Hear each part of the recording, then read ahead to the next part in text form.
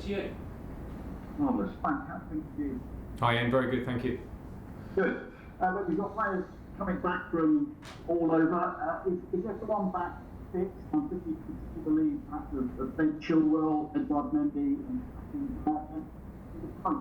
is everyone back well? Mendy won't be fit for the match tomorrow.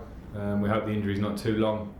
Thiago Silva, after his trip and back, is not unfit, but he's not ready to play the game because of the travelling and the game that he played. So he won't be in the squad. Ben Chilwell is in the squad, so he's got over some of the feeling he had, which took him out of the England squad around the injury that he has had for a while now. Christian Pulisic is in the squad and fit to play. Ziyech is in the squad. Not fit to start, but fit to participate some minutes, we hope. And I'm trying to think if I've missed anyone out there. You let me know if there's someone you want. Look, does that mean that Kepa will play in goal? I'll make that decision myself out of the goalkeepers for tomorrow.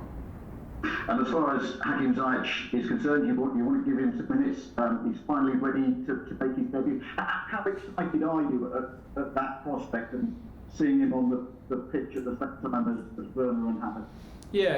I'm obviously, we brought Hakim here, and it feels like a long time ago now. But he also has not played since the Dutch league finished during lockdown period. It's a long time, and he's worked so hard. He's been fantastic in terms of his professionalism to get fit, and looks really good in training and its match fitness. I've got a really open relationship with him to know where he's at and how I feel about it. So just game minutes is what we need now. But yes, of course, I'm excited to get him in and around it to bring what we brought him to the club for, which is, the opportunity to create chances for us, to be the talented player that he is, that we saw at Ajax. And I look forward to seeing him play.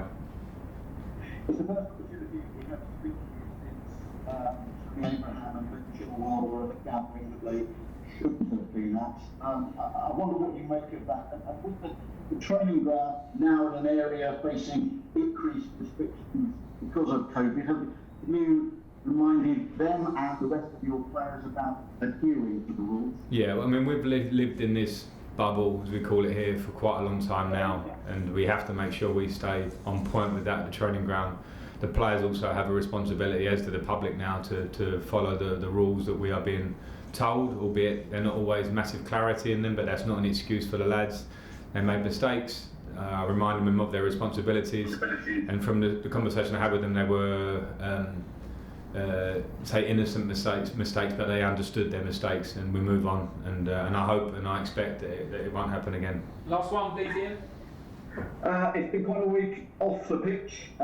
Looking at the big picture has started coming and gone. The EFL have rejected the Premier League's financial package for League One and League Two. There's been disagreements among those at the top of the FA and the EFL. There's calls for an independent body for football governance. In a way, is football at the top, the way it's run, in a bit of a mess right now, and is an independent body perhaps the way forward?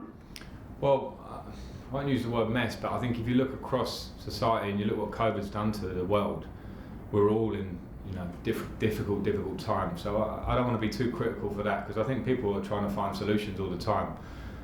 With the actual football picture, I haven't paid enough attention to it and to give you details to know exactly how we move forward, because I've been concentrating on the Southampton game over this last week. I've read headlines without reading details, so I'd hate to comment too much on that. All I can say is from Chelsea's side, as we've remained, I think, since the beginning of lockdown with some of the great work Chelsea did, we're certainly intent on making sure that we help protect, or involved in conversations around protecting the football pyramid as such, from grassroots all the way up to EFL and Premier League towards the Premier League, that we can. We'll be very involved in those conversations when needed, and as we always are, and try and do the best. I can't comment on too much of the other talk that's going on, other than hoping that we do find something that supports that football pyramid that I talk about. John Southall, 5 Live. Frank, how are you? Hi John, hi. It seems ages, doesn't it, since we played a Premier League game. What have you made of the start of the Premier League season? We've had a ludicrous number of goals, we've had some ridiculous results. Why do you think it's been like that? I think there's probably a lot of reasons for it. It's the Premier League, the most competitive league in the world, and we can't treat any team with ease, or have a feeling that you're going to have a comfortable game in the Premier League. It's been shown too many times. We had that at West Brom with a difficult start that we clawed back. Other teams have found it out in their own ways. I think there's probably the short pre-season definitely feels like it had an effect to us, and I think it would have affected other teams. Time to work on the training ground is crucial, particularly with squads that are bringing in new players, trying to work on basic ideas, or trying to tighten up or become more fluid. These things only come from the training ground in general. So I certainly feel that's had a big factor. Maybe now with the 2 weeks break, players are getting fitter, playing for their countries if they have, or if not, they've been here trying to get fitter and ready. So maybe we'll see things change slightly, but we can't take away the fact that this Premier League is always going to throw up surprises. You've spoken about players coming back. Tony Rudiger played all 3 games for Germany in the international break. He's obviously still in your thoughts, but can he play his way back into your starting 11? How difficult a journey is it going to be back for him? Is he in the squad tomorrow? Every player can play their way into the starting 11, the squad.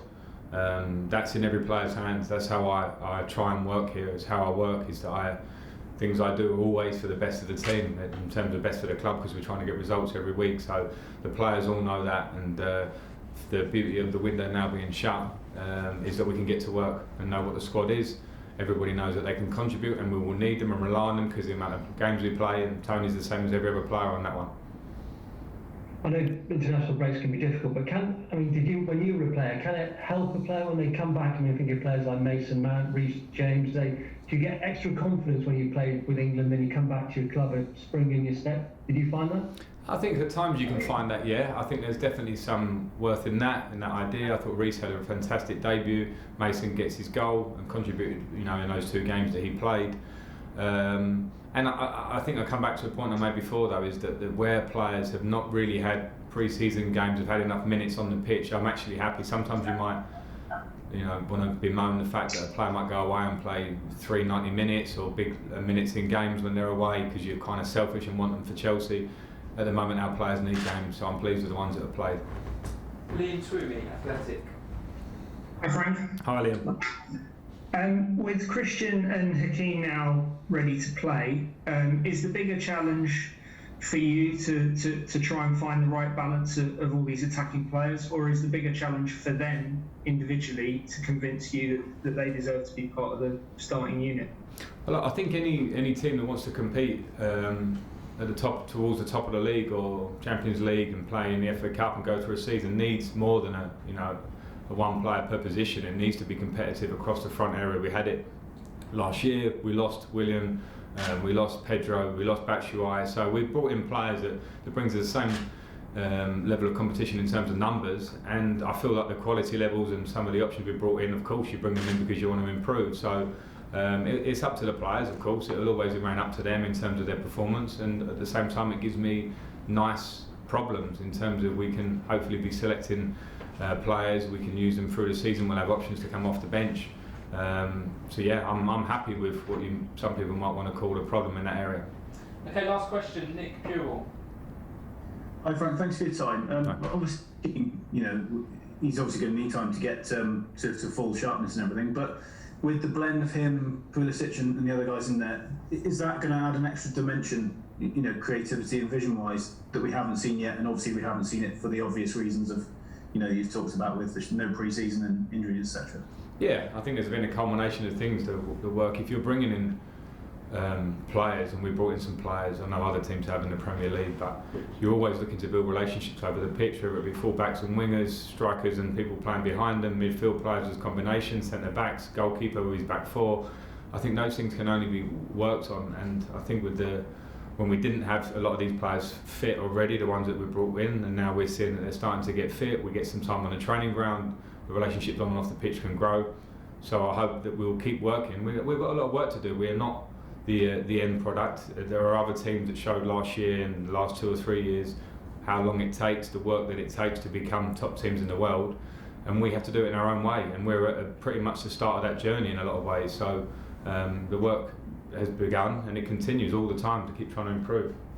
Okay, that's the end of the broadcast section. So we'll have